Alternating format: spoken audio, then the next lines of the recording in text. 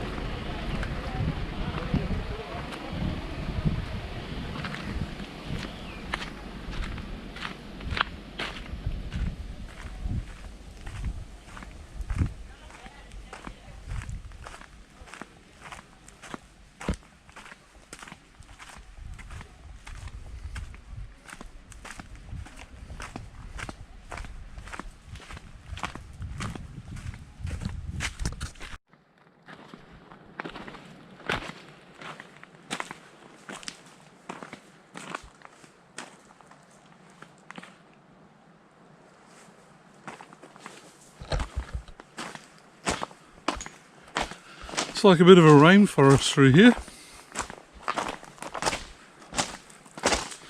with an interesting pebble base.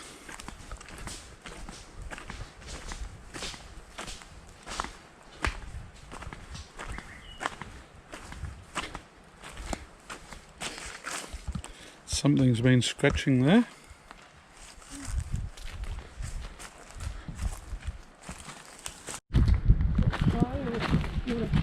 What can you see? Blue. Oh.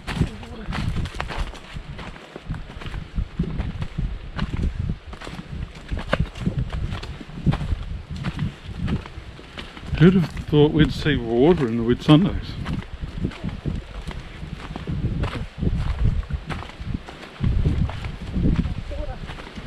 The breeze is definitely picking up, so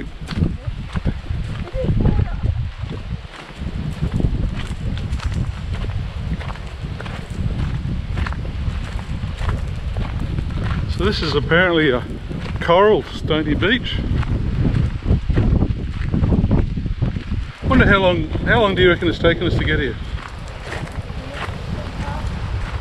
Sorry? We left at 10 past 11 and it's now 11:30, Adele tells me.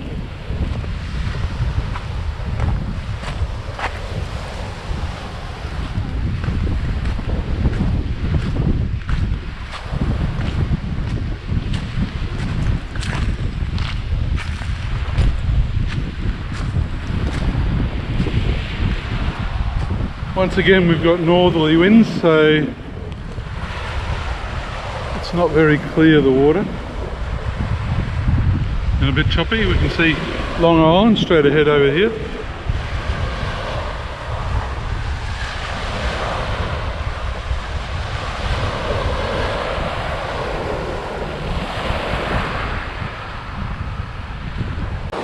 Now we're here on the beach.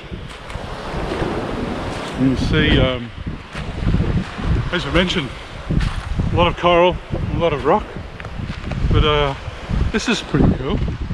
Someone set it up.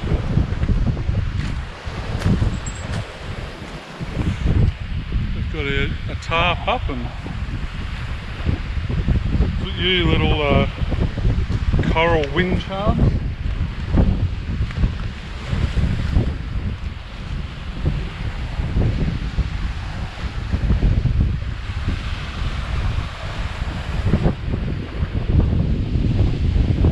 What a great little spot.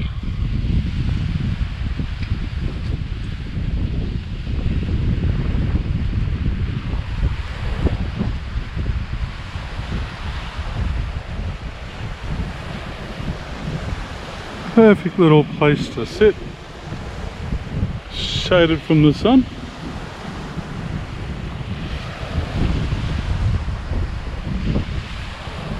Enjoy this incredible beauty that is the Whitsundays. And just imagine this on a calm day. It'd be sensational.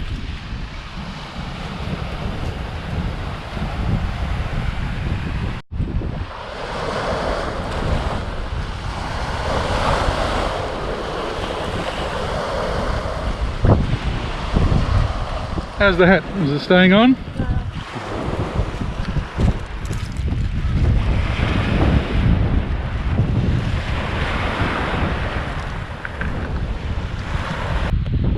Something that I am pleasantly surprised about here in the Whitsundays is lack of rubbish on the beaches. So I've picked up a bottle cap.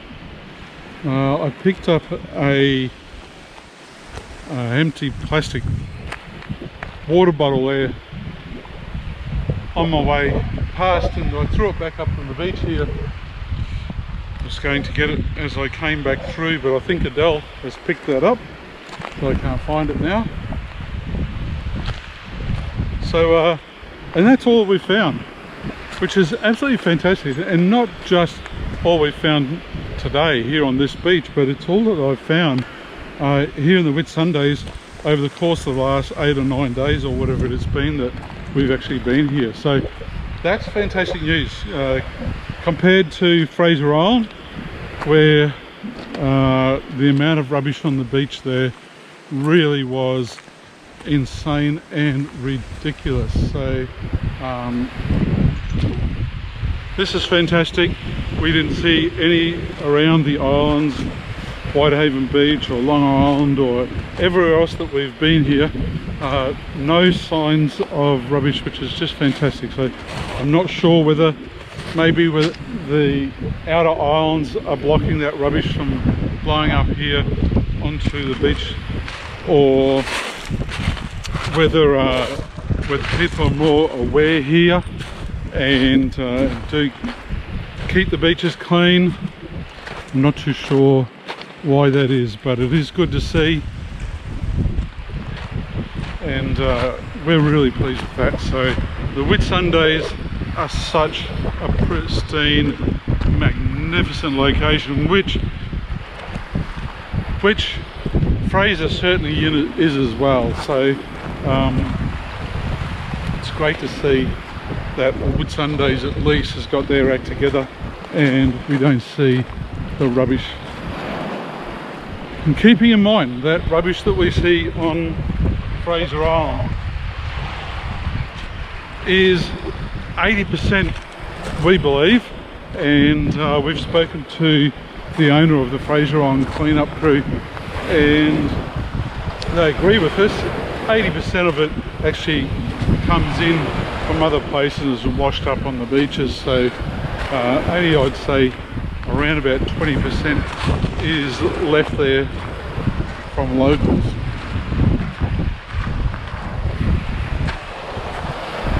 You can see some guys in having a swim. We haven't had a swim, I think, for primarily because we didn't want to walk all the way over today with a whole lot of gear, so I couldn't have been bothered bringing wetsuits and snorkel and flippers and all that gear. It's right at the very end of October, so the risk for stingers is getting higher, and there's really a bit of a way to go. If you do get stung over on this side, then you could get a bit of trouble trying to get help. So so far we haven't been out for a swim today, but we might head back into Early Beach and have a swim in the lagoon there. Adele's doing a little playing around there.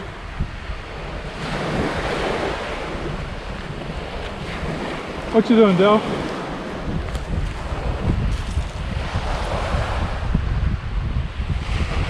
She's riding something out with the coral.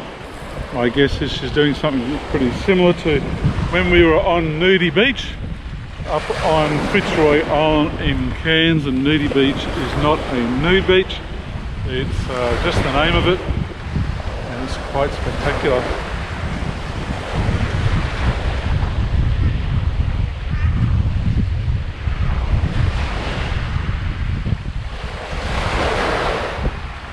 Fishing will be interesting here, and even if I came back, might just bring the spear gun.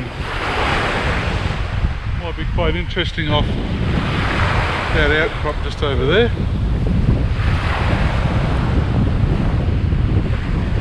Water here today again, because of the northerlies, it's a little bit choppy out there, and so it's not beautifully clear. It's a little bit murky. Not as inviting to go for a swim.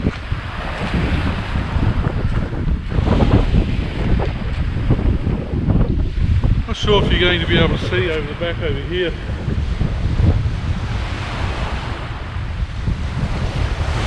That's Long Island. Where we were the other day. What we can see over there is the old Long Island Resort, which is now not operational. Like a lot of the island resorts here in the Whitsundays, they unfortunately over the years, through recessions and cyclones, they've all closed down. What do we got here?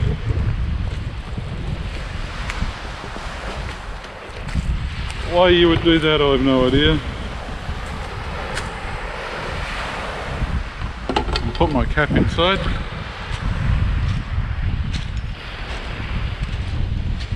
Makes absolutely no sense whatsoever. We shall chuck that in the back, in the backpack. Take that back with us.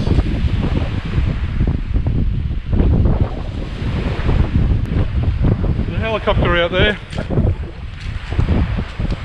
no doubt doing a scenic flight. Couple of lovebirds down the beach. Having a bit of a snog. Apart from this wind, absolutely cracking day. There's not a cloud in the sky.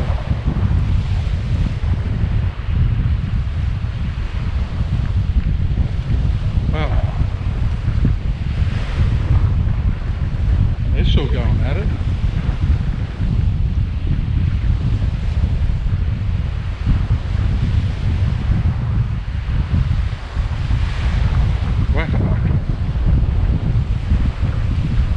Happy, that's the main thing.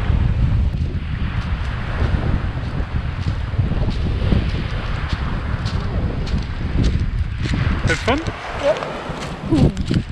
Check out these two up here. They're going hard out. That's Daydream. Daydream Island. Daydream? You reckon that's Daydream? Yep. Why? Because it looks like what we went past and they said it was Daydream. Well, if you say so. I shall check that on the maps shortly. You might be right. Would you hold my newfound treasures for me for a moment? Thank you.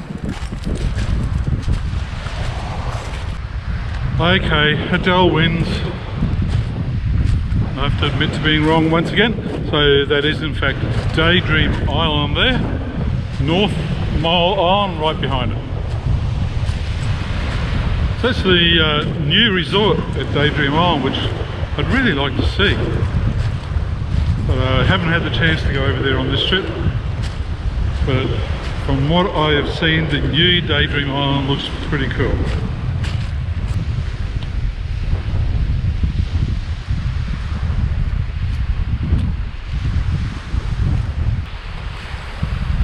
What's happening there? I'm making a coral can. What do you make? A coral can. A coral can? Yeah. There's rock cans with corals.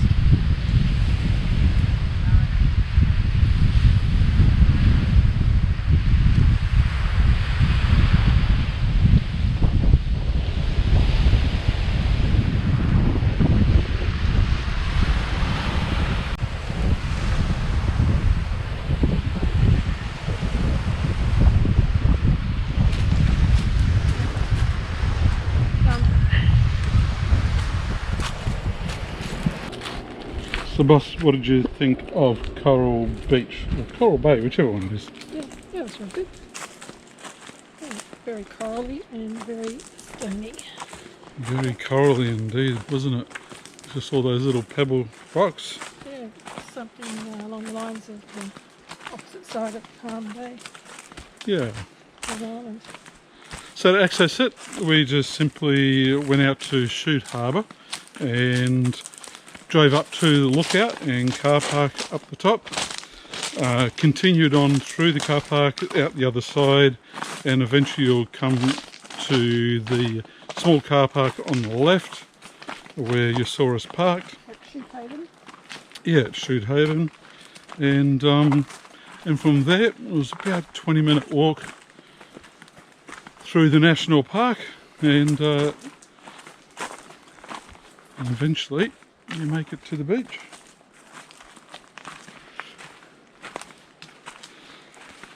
So it's a great way to spend a couple of hours, and as I say, on another day where the winds are coming from a different direction, or there is no wind, it'd actually be pretty superb. But we had to deal with those northerly winds. That's okay. It's good fun anyway. Also, next time I'll probably take my fishing rod and have a go as well. Okay. Yeah.